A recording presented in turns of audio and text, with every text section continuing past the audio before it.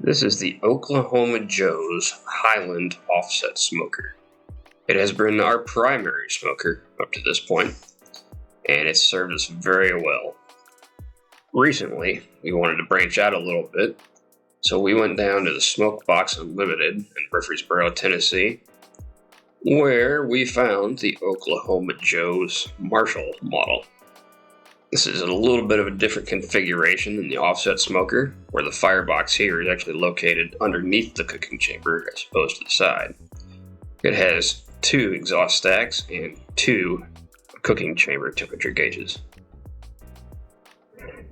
As we go down and take a look inside of our firebox, we'll just open up the fire door. And here we have the fire basket. Now this is where the fuel is kept and burned, where it produces smoke for the cooking chamber above. Inside we also have a removable ash pan, which helps with cleanout.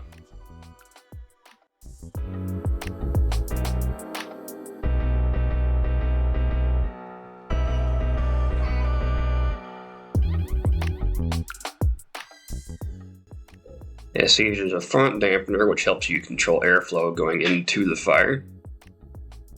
And then on the right hand side, there's a side dampener as well, which allows airflow to be controlled going into the cooking chamber as well.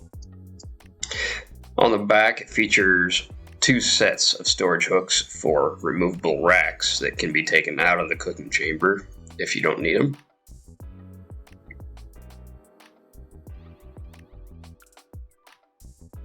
We did go ahead and install 2 clamps, which helps to hold the lid down in place to keep smoke from seeping out from the sides.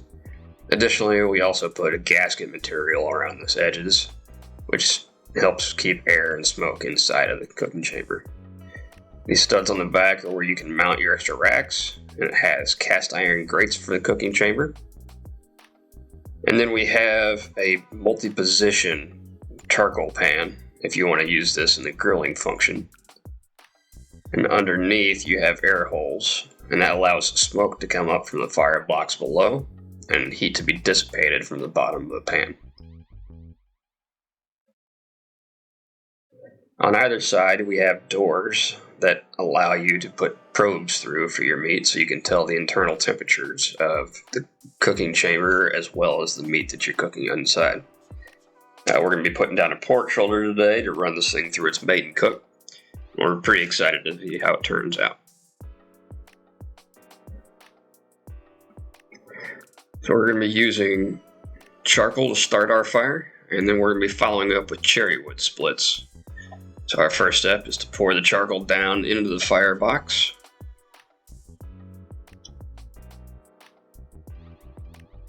And then we're going to go add our splits.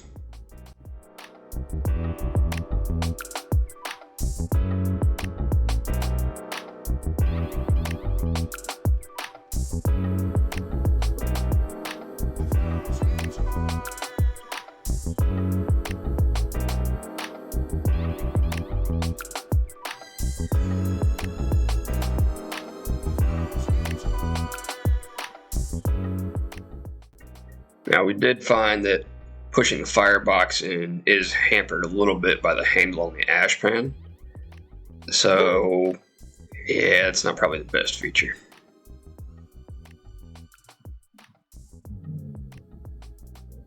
Close the firebox down, close the lid to keep all the smoke in. And we're going to go ahead and we're going to let our fuel catch fire and start to burn.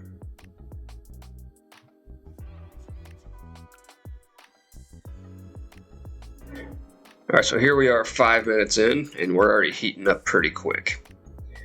One thing that I really like about this smoker is, if you can see it from the top, we're already getting pretty clean burning smoke. You don't have that darker white smoke that you normally see out of the Highland at this stage.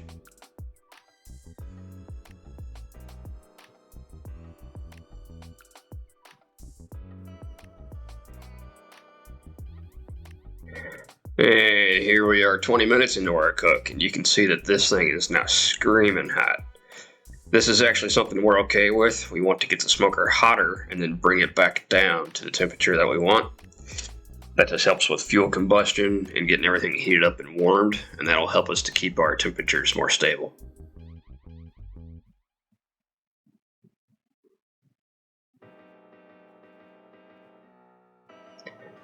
We also have the Highland going for this cook as well. You see a lot of that black or the dirty smoke that we were talking about. We're not going to use this for meats, so I'm okay with the quality of smoke coming out of this. What we're using this for is a makeshift kiln. We have our splits that have been cut down, and they're going to be drying inside of the Highland, and we'll use these for fuel for the Marshall, and that will give us better smoke quality throughout the cook. So here we are 2 hours in, and we're finally back down to our cooking temperature. So we're going to go ahead and get the pork shoulder out, and we'll get her put on the grill.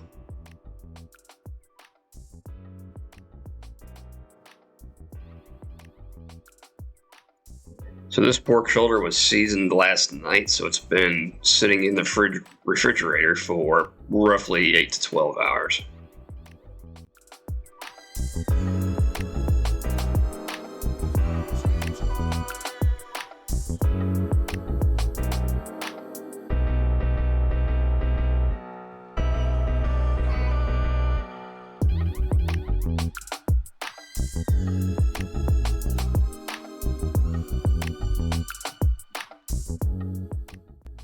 Alright, so now we're going to go ahead and take a look at our firebox and see if we can add some fuel.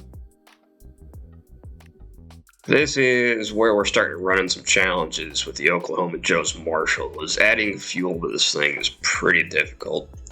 It's not like the Highland where you can just open the door and throw in a couple splits. This actually requires gloves and tongs and tools, and it's significantly more challenging to add fuel to the fire. There's a lot of cookers out there who prefer to control their heat with the fuel as opposed to the airflow. This Oklahoma Joe's Marshall really is not built for that. For this model, you need to control your heat through your airflow as opposed to your fuel source.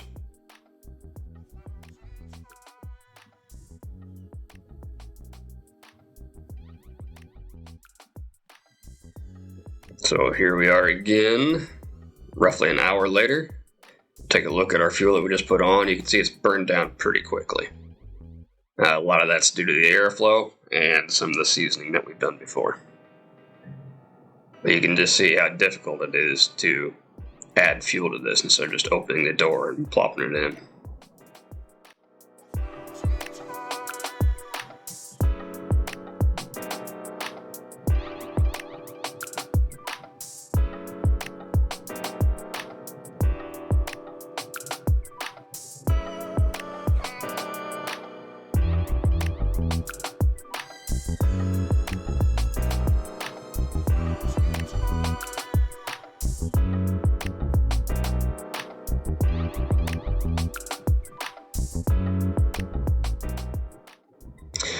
So here we are 4 hours in, and our internal temperature is already at 180.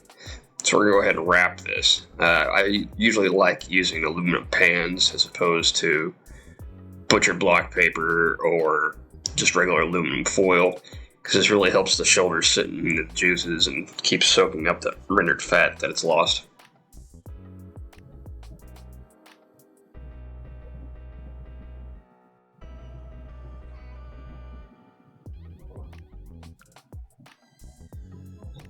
So then after we have it in our pan, we're going to go ahead and get some aluminum foil out and cover the top of it. And that's just going to help to keep everything in. And then we'll turn the heat up a little bit on the smoker to get more heat coming up. And in about 6 to 8 hours, we'll be done.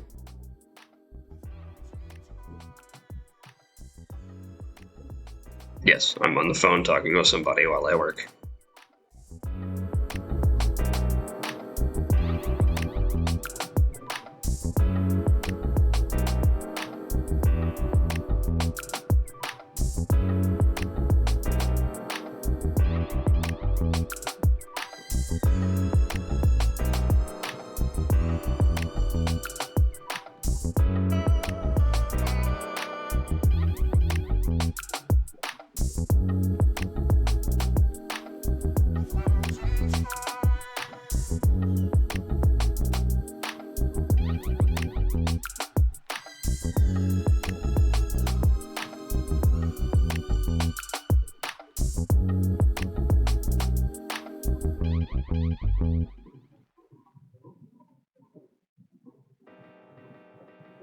Yeah, that was hot. So cast iron grates do hold a bit of heat. I suggest you don't touch them with your bare hands. Also, if you're going to use gloves, make sure you put the right glove on the right hand. It does turn out to be helpful.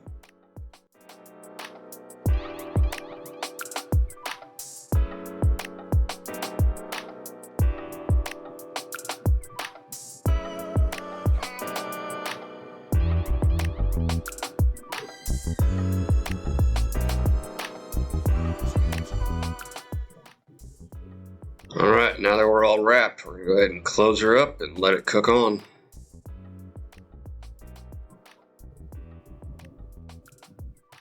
If I can get off the phone.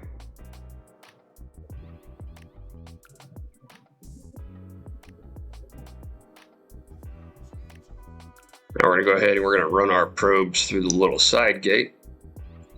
I really like this feature of the Marshall because it means I can close my main lid without worrying too much about hurting the cords with my thermometer.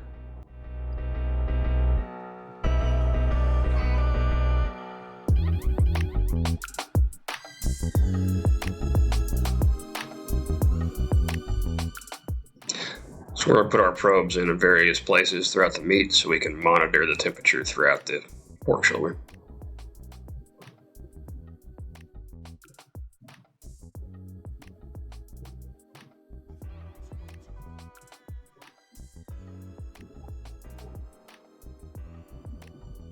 And away she goes.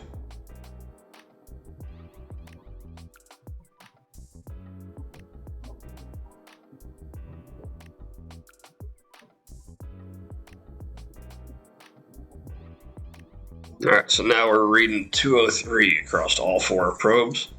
So we're going to go ahead and we're going to open it up, remove our probes, and take her inside.